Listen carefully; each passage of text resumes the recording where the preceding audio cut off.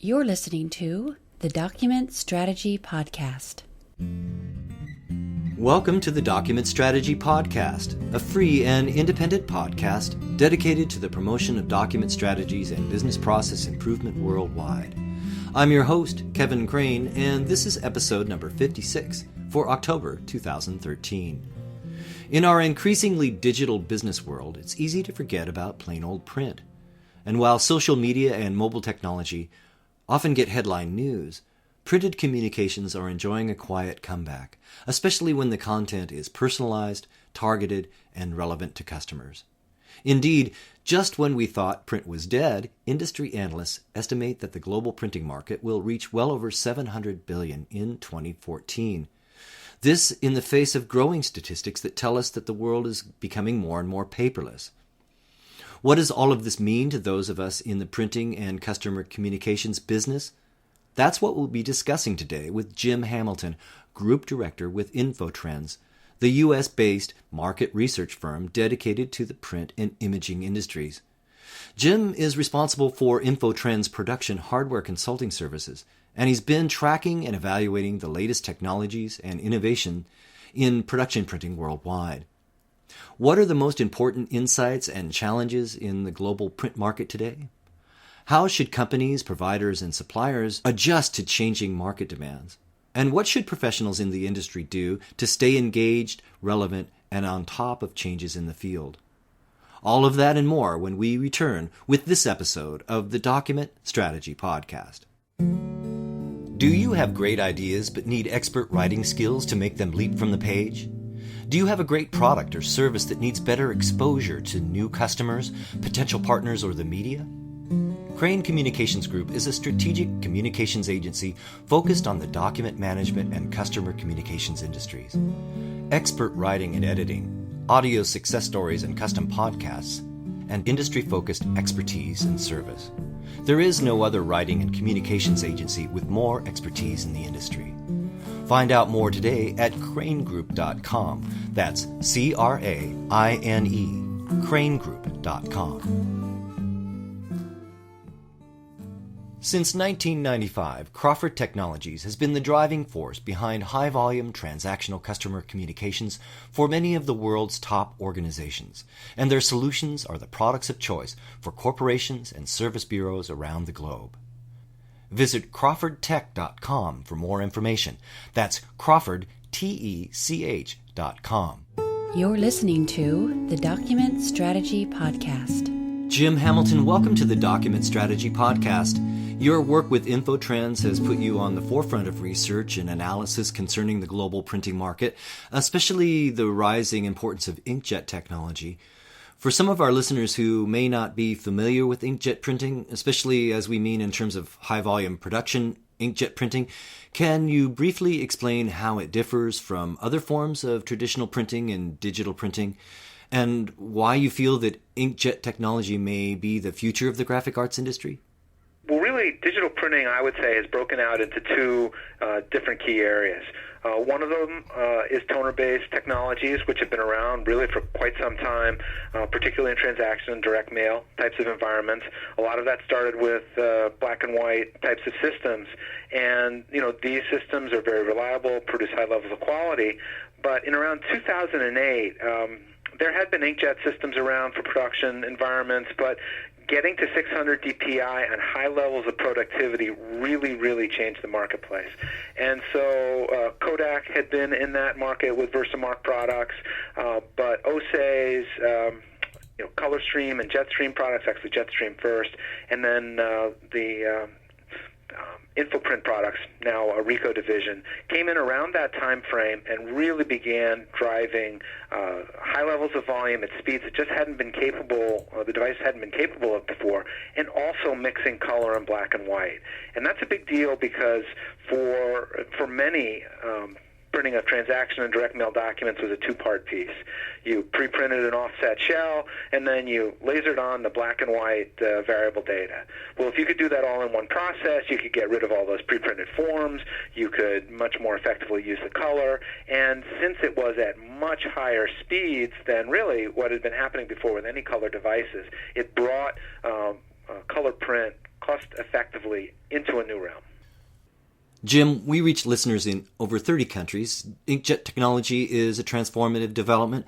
Based upon your research, what are some other important insights and challenges in the global print market today? There are a lot of things happening at the same time. So, you have documents that used to be produced in static format in very long runs by processes like offset and gravure and flexography. And then there were the more short-run, quicker turnaround types of jobs being done by digital print technologies. Then, of course, there are documents that go entirely away from print to electronic delivery, and so you've seen what's happened around some types of transaction documents, e-books, and those sorts of things. And the biggest trend is that there is a move towards shorter runs, quicker turnarounds, and easy access to information. And that has hurt in the long run the traditional technologies, the offsets, the flexos, and gravures, because people tend to want to be doing things in shorter runs.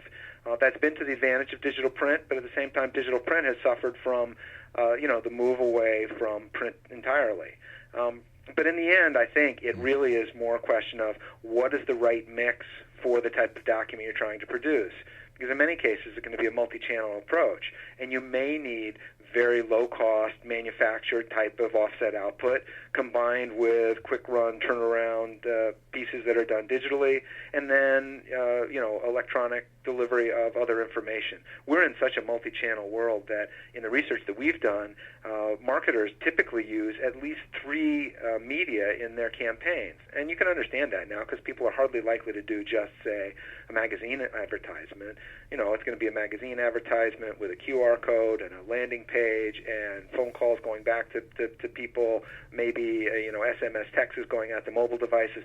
All of that mixes in, and in many cases, print becomes the bridge between the physical world into the digital world. So that QR code that's on a poster, or somebody seeing in a brochure a URL, or getting a direct mail card that includes maybe an automated barcode or personalized URL that allows them then to connect back to the digital side of the world, the electronic delivery side. So it's all about this mix. I heard that print was dead, but analysts estimate that global printing market will reach well over $700 billion in 2014. And so are you saying that social media and mobile and multi-channel communications aren't necessarily taking over? They're sort of bringing print along with it and prompting new ways of engaging using printed communications? I think it's really a discussion application to application, because if you look at transaction documents, there is an overall decline in total number of transaction documents because so many of them are going digital. At the same time, though, those documents are also becoming more colorful and more personalized. So there are winners and losers in that, transaction documents as an example. Those people who are doing pre-printed shells, well, those aren't being pre-printed so much anymore. They're being done with high-speed color inkjet devices. The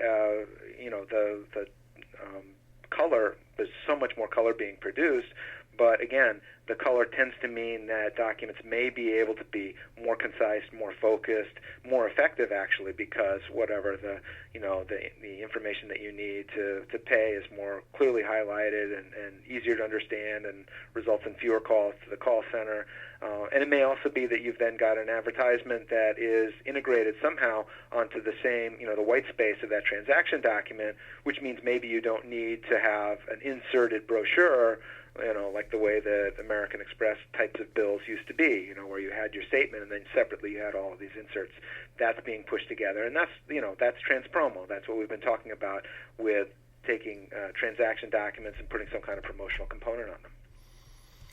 Well, and that's transactional documents. What about commercial printers and sort of graphic communications? I mean, what's happening there? I guess it's no secret that things are changing. What are the business drivers prompting commercial printers to adopt and change their approaches and technologies?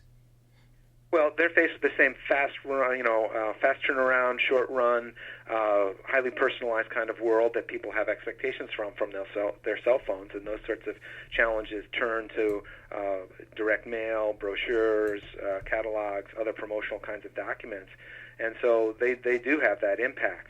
I think there is a lot of capacity on offset presses these days, which means that some of that static offset print is very, very much becoming commoditized. And what you want to do is just try and differentiate yourself with other kinds of services that you build around if you're a commercial printer. So that's why you see them doing more things around fulfillment, digital asset management, data analysis, maybe even design. They're expanding into wide format, in part because they'd like to be able to do more than just walk into a customer and say, what printing do you have for me today? It's more that they would walk in there and say, what marketing issues can I help you with? Can I produce those brochures? Can I make signage for you? Can I create a landing page for you where the QR code on that signage will drive people? Can I track some of the responses from users? Can I help your call center? All those kinds of things expand beyond the typical message that a commercial printer might have had, say, 20 years ago. It's not just commercial printers or enterprise printers who are working hard to adapt to changes in the market. Jim was recently asked to testify before the U.S. Congress regarding the future of the government printing office. And when we get back from this short break, I'm going to ask Jim about his testimony. What was it like to testify before Congress, and what were his recommendations for the GPO? So stick around. We'll be right back with this episode of the Document Strategy Podcast. This podcast is supported by Crawford Technologies, makers of Transpromo Express. In today's economically challenging business environment, every company must do more with less. But how do you effectively market your company when your advertising budget has been slashed? With Transpromo Express from Crawford Technologies, you can. Turn monthly statements into powerful promotional tools. Add customized messages and promotional offers to the documents you already send. You'll get more from your investment in printing and mailing with Transpromo Express, and best of all, you'll reach your best customers, the ones you already have. Find out more about Transpromo Express at crawfordtech.com. That's crawfordtech.com. Document-strategy.com. That's where you'll find everything you need to design a document strategy that makes sense, including my book, Designing a Document Strategy, now available in both print and ebook format, and my 3-hour document strategy training DVD. Just go to document-strategy.com and check it out. That's document-strategy.com, your real-world resource for document strategy design.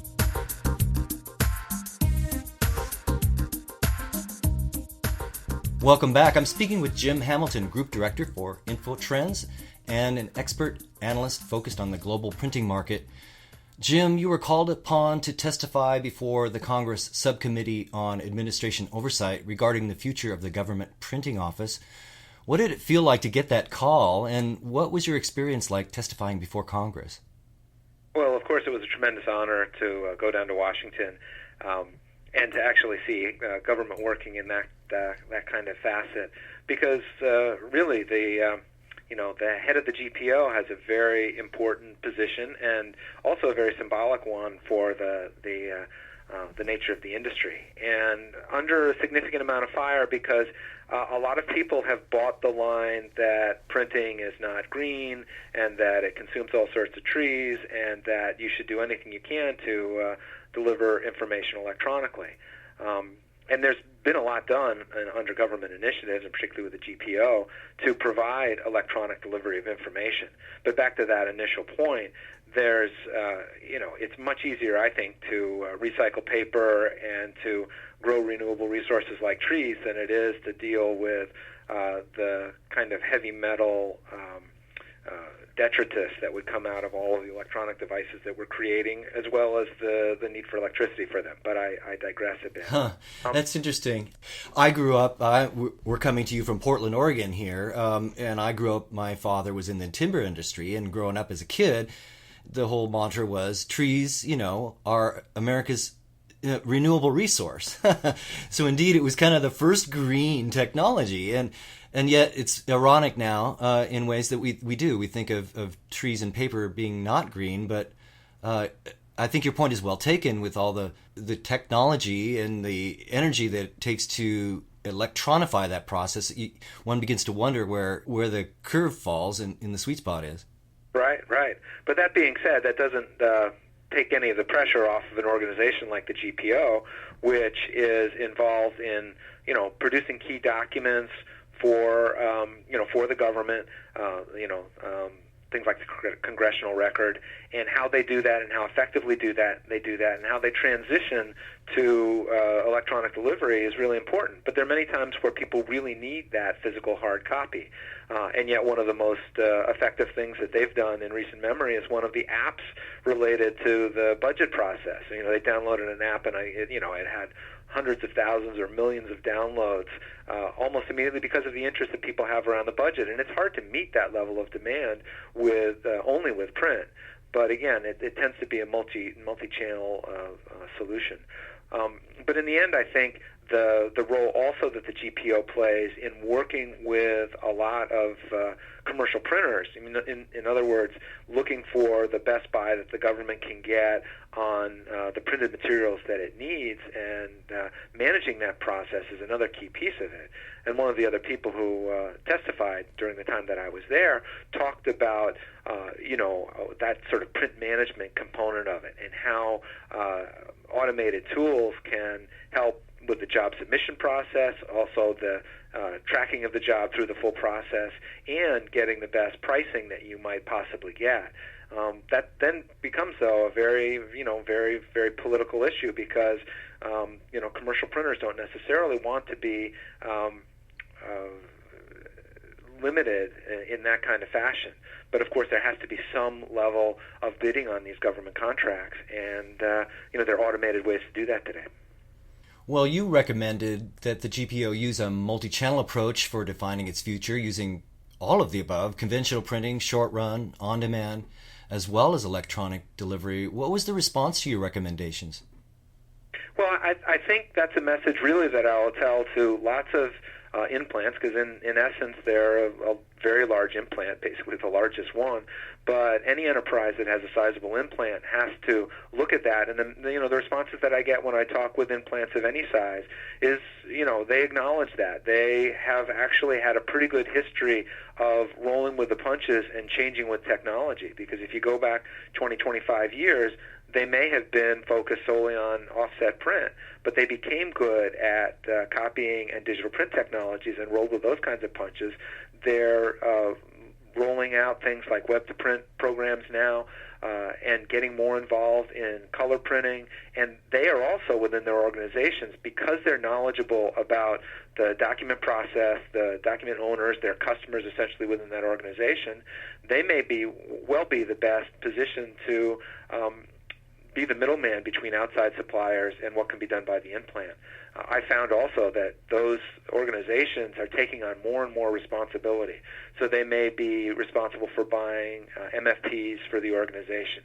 They may have the mail center and be associated with fulfillment. And when they do that mail center side of things, they see the documents that come in to be mailed out, and they get a very good feel for what kind of documents are going outside of the house and what could conceivably be done by them with their own production capabilities inside. One of the statistics that we have in a survey of basically marketing managers is that, let's say 30% of their print budget is spent internally with some of those implants. But that means that there's outside work going either contracted or on a job-by-job basis to outside print service providers. And to implants, that's an opportunity for them to expand their footprint with their own internal customers. It's time for another short break. I'm with Jim Hamilton from InfoTrends, and when we get back, I'm going to ask Jim how things are stacking up for book publishers and newspaper publishers in the face of our increasingly digital information society. So stick around. We'll be right back with this episode of the Document Strategy Podcast.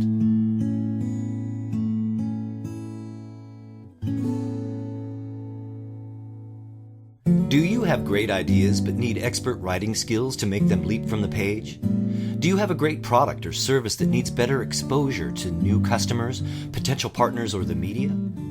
Craine Communications Group is a strategic communications agency focused on the document management and customer communications industries.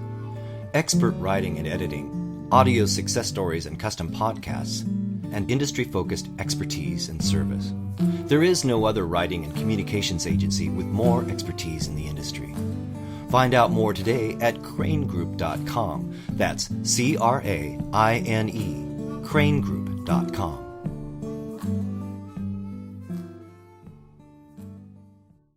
You're listening to the Document Strategy Podcast. Welcome back. I'm speaking with Jim Hamilton from InfoTrends, and we're discussing trends and challenges in the global printing market. Jim, I'm an author. In fact, I had a new book published earlier this year, and I got to tell you, I'm selling a lot of ebooks, but very few printed books. So it's no surprise that publishers are downsizing and brick-and-mortar bookstores are closing because readers are really embracing ebooks. It seems that the publishing industry is adapting to these changes profitably by also embracing ebooks in a big way. But what does that mean for printers? Well, I think it means that they need to adjust their processes and to help publishers fill their distribution channels in the most effective ways. And that gets back to the message of digital print, because long runs of books are not necessarily the easiest way for publishers to fill their channels. If they have to buy a long run, warehouse, provide it into distribution channels. I mean, today there's the opportunity via digital print technology to manufacture that item only after you get an order. And so there are places like Lulu.com or other offerings for personal publishers who have the opportunity to do that, never to print a book until it's ordered, or to even sell that book as an ebook if they want. Most book publishers have gone to a mode of digital first.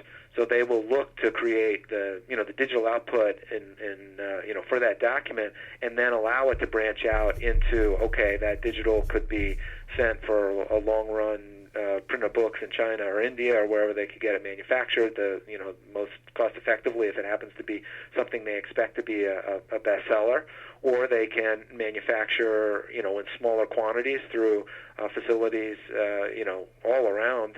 I've seen some great digital print facilities in the U.S.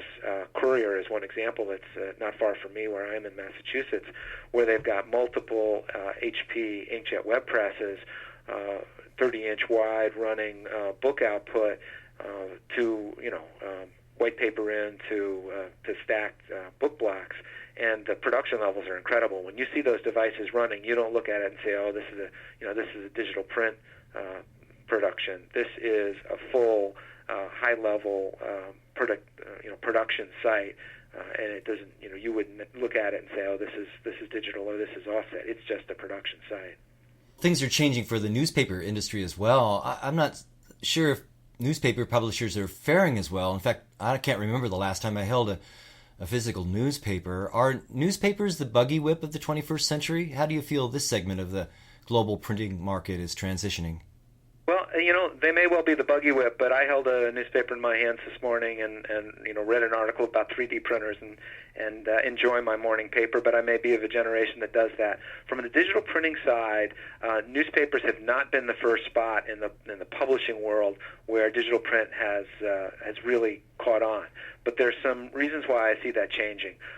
First of all, the U.S. has not really been the market for that. It's been happening more in Europe, where there are more languages, shorter runs, and what I would also call island kinds of environments. So you've got expats, you've got tourists coming into some Greek island or whatever, and they would like to see, maybe the Wall Street Journal, the Financial Times, or the New York Times, or their the London Times, or whatever paper they get. But flying those in is not very cost effective. So we have seen sites where digital print, both toner and inkjet, but increasingly more and more inkjet, are being used for those sorts of applications.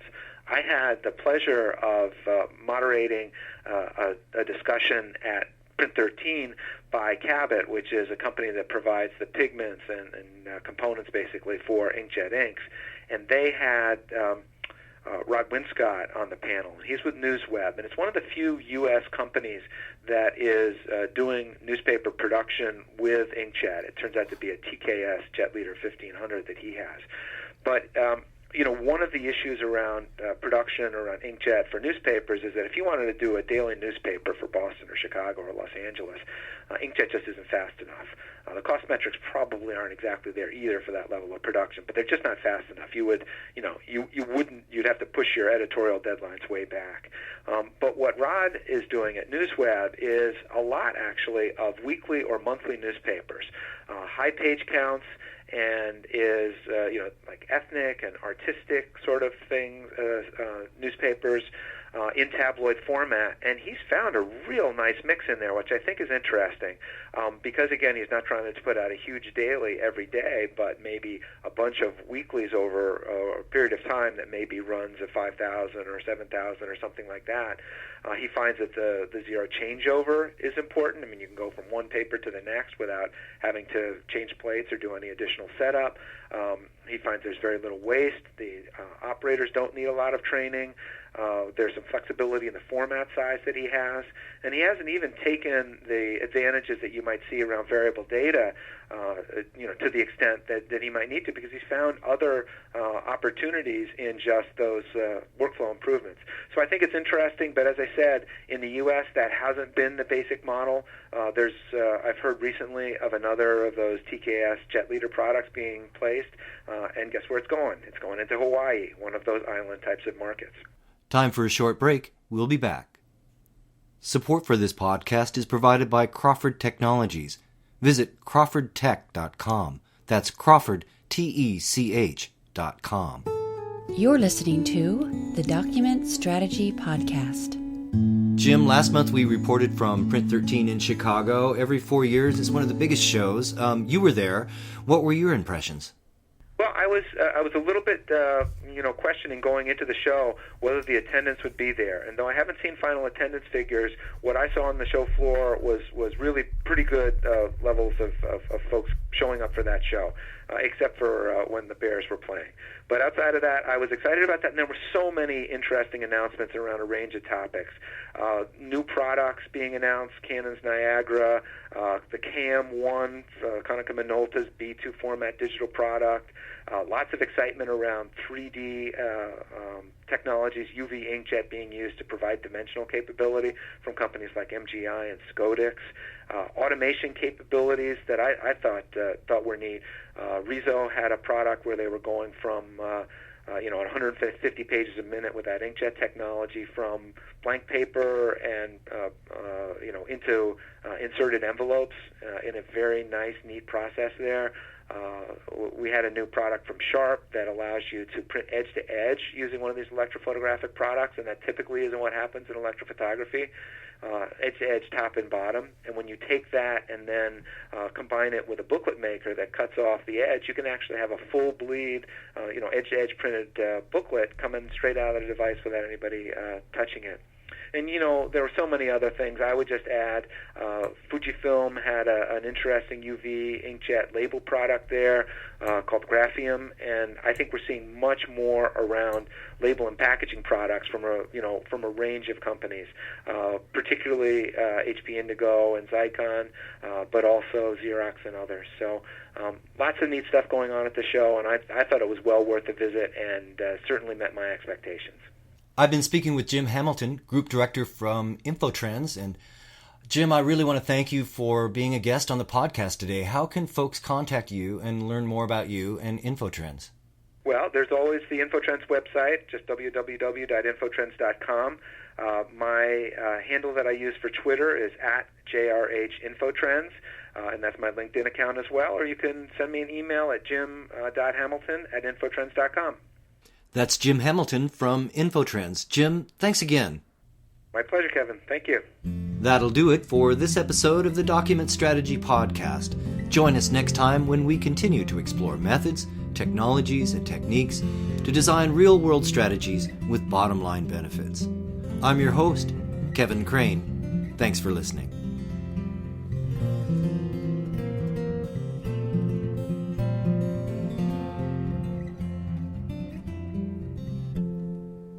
document-strategy.com, your real-world resource for document strategy design.